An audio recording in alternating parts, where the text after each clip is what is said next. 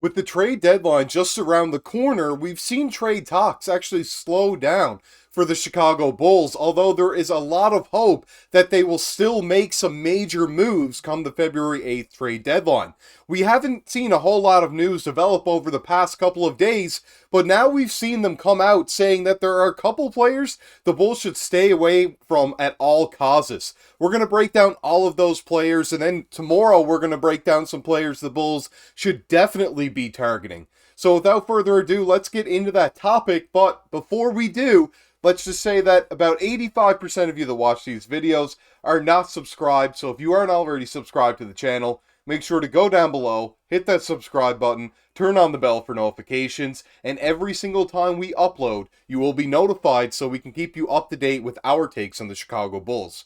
So once again, the past couple of days, we haven't released any new content, and a lot of that had to do with things are really dry around the media.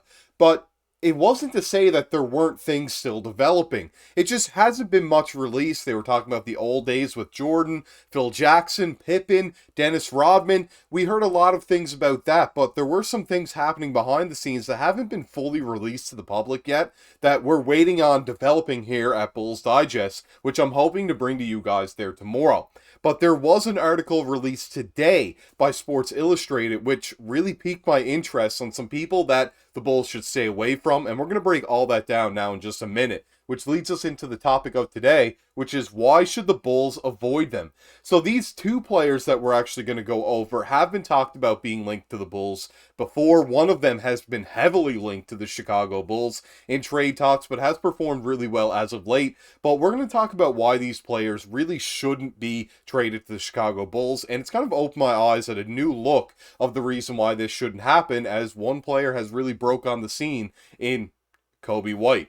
So, we'll look at this now. The article was titled, "The Report Points Out Players the Chicago Bulls Must Avoid at the Trade Deadline. It might be in the Bulls' best interest to steer clear of these players come the trade deadline." And this article was on Sports Illustrated by Stephen Beslick.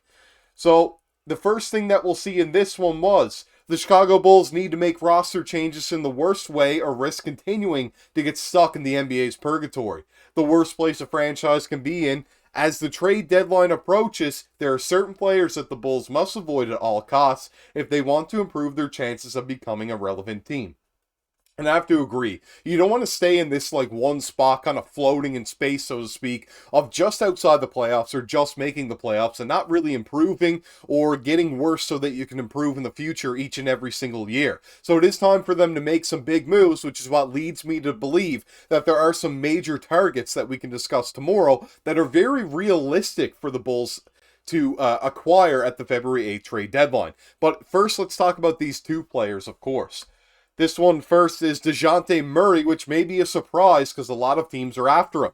The name of Atlanta Hawks guard DeJounte Murray has been mentioned more and more as the trade deadline looms on February 8th. A stellar guard who has transformed his game from being a defense-oriented stud to a reliable 20-point scorer in the league, Murray has been linked to many teams, including the Bulls. Now, it's important to mention, too, he's shooting almost 40% from three at about 38.8, I believe, so 39 rounded. He's really developed his offensive game and has become a big threat on that end of the floor for sure. But some things have gotten a little bit worse on DeJounte Murray, which is why I want to break that down right away.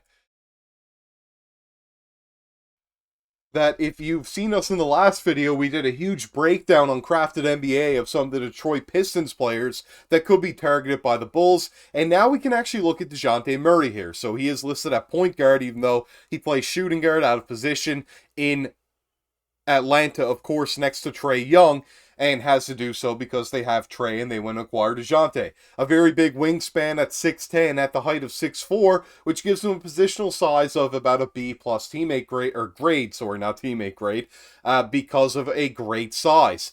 He's also from around the same area as Zach Lavine, oddly enough, and around the same age at 27, just a year younger.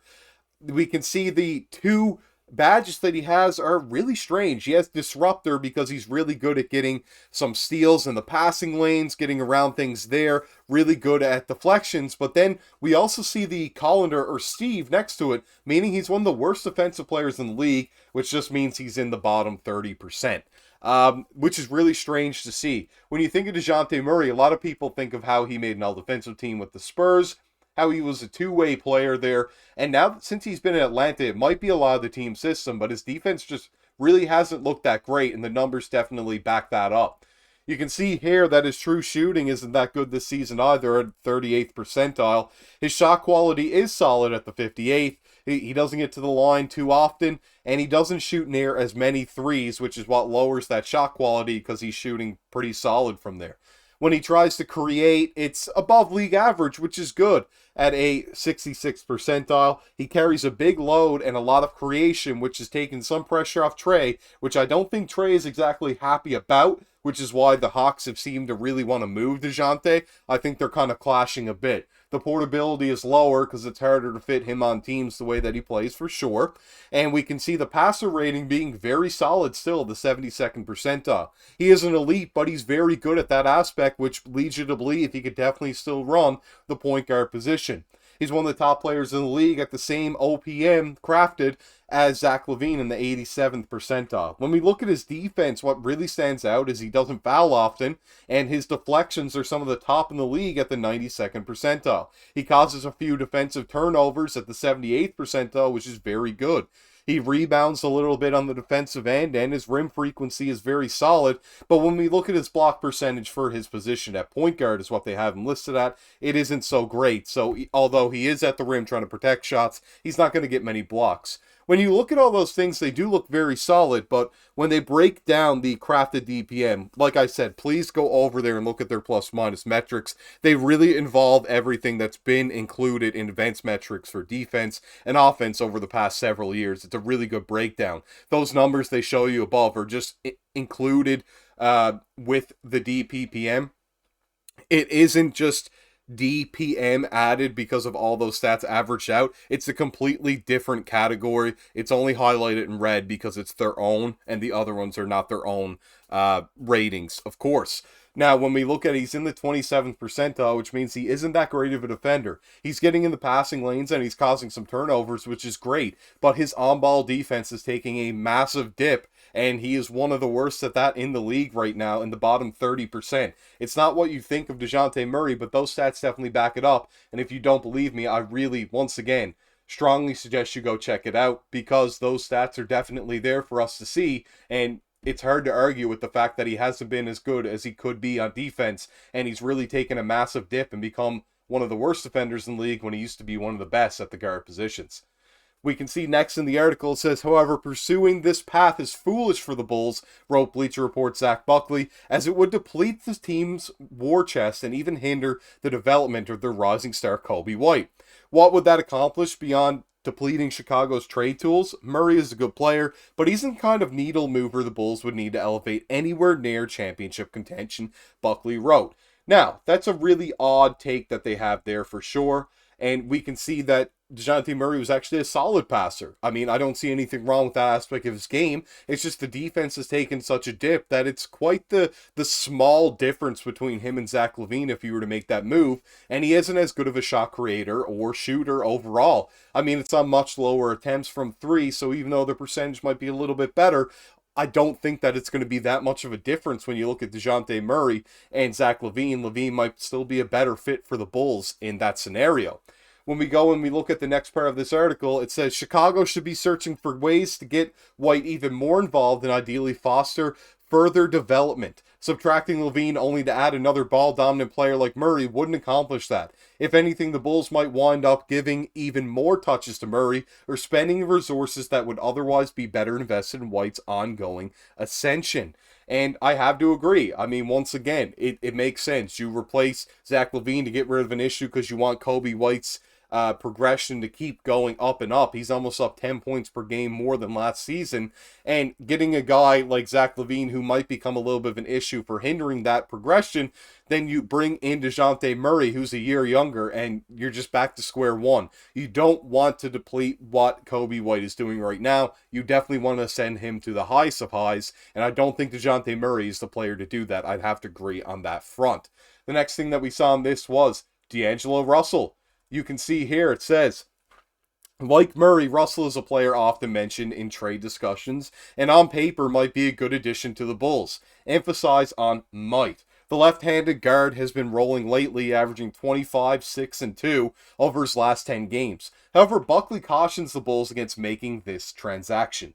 Now, when we actually look at this, as I just brought up a second ago to show D'Angelo Russell's face, he is a solid playmaker and mover of the ball. You can see that. He has actually been really solid at that this year. A solid point guard. He, once again, though, is one of the worst defenders in the NBA at his position, but features around the same size, oddly enough, as DeJounte Murray. He's only 6'3" in Russell, but he does have that nearly 6'10" wingspan and is the exact same age. Interesting enough, he might be a better fit, which is why they said might there. So stay away from DeJounte. Maybe D'Lo would be the right situation for us. We can see here his true shooting is actually better in the 50th percentile. His shot quality is really good in the 75th percentile. When we look at his free throw rates, the exact same as DeJounte Murray, and he shoots some more threes at a better shot quality. His offensive rebounding is really bad. I'm not too worried about that at point guard, as I've mentioned before. And he doesn't turn over the ball very much when he's trying to create. He's in the 70th percentile. His load and creation are much higher, even though he plays on a team with AD and LeBron, in the 89th and 92nd percentile, respectively. His portability is a lot better than DeJounte because of his shot quality, able to shoot off the catch and able to move the needle. As his passer rating is one of the best in the NBA, which is really strange to see with him, at the 94th percentile. His crafted OPM overall is the 85th percentile, which is just below Zach Lavine and just below DeJounte Murray. But then we get into the bad things, which is the defense. The defense is worse than DeJounte Murray, significantly. He gets way less deflections. He doesn't cause near as many turnovers. He can't rebound the ball on either sides, and defensive rebounding I really do take as important for every position. His rim frequency is really low. He blocks more shots there, but he's not going there very often at all. His versatility to fit into a team defense is pretty high, but once again, we'd be looking for a guy that is much better on defense, hopefully.